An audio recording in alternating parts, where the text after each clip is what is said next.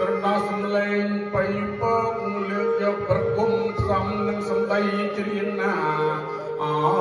សំដីច្រៀង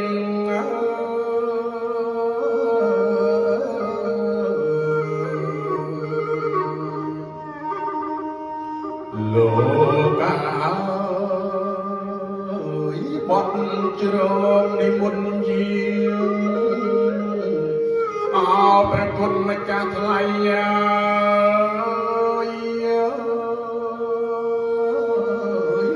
និមន្តអង្គលោកគ្រូតូចលោកគ្រូធំ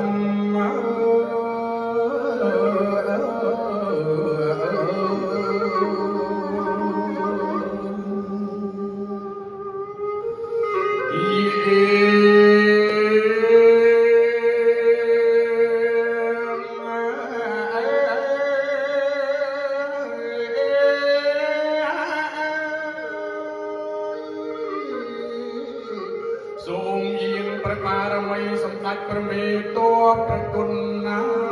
យលោកធ្លាប់ថែរក្សានៅគ្រប់ភ្នំ